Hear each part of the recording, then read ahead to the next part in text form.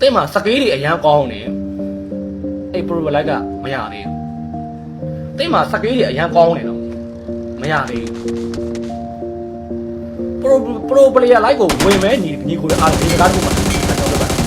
pro player လိုက်ကိုတွားမဲ့ညီကိုတွေကဒီစကားတစ်ခုအမြဲမှတ်တာအဲ့ဒါဘာစကားလဲဆိုတော့စိတ်တက်ကိုရင်ပြန်တကယ်ပါစိတ်တက်ပါစိတ်တက်ကိုဆိုကြည့်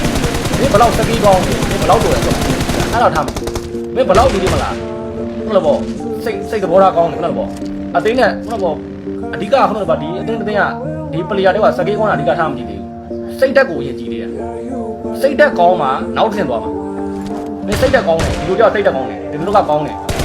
respect ပေးတယ်မှာဟုတ်လား respect ပေးတယ်ဒီလိုကခေါ်ရတယ်အဲ့ဒီမှာ तू စကေးကိုကောင်းနေတဲ့စကေးပါထပ်ပြီးကောင်းလို့လုပ်တယ်အတွေ့အကြုံတွေလည်းအများကြီးရပါတယ်ဒီကပါအဲ့တခုပါဒီက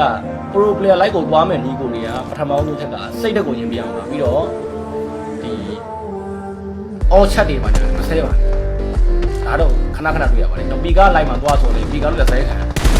pro player တော်ဒါပီကားကကျွန်တော်လည်းအရင်ခင်နေတော့နာမည်ထည့်ပြတော့ပါတခြား stream မှာလည်းရှိပါတယ်အဲ့လိုပဲသူတို့ live တစ်ခါကျ live လို့လည်း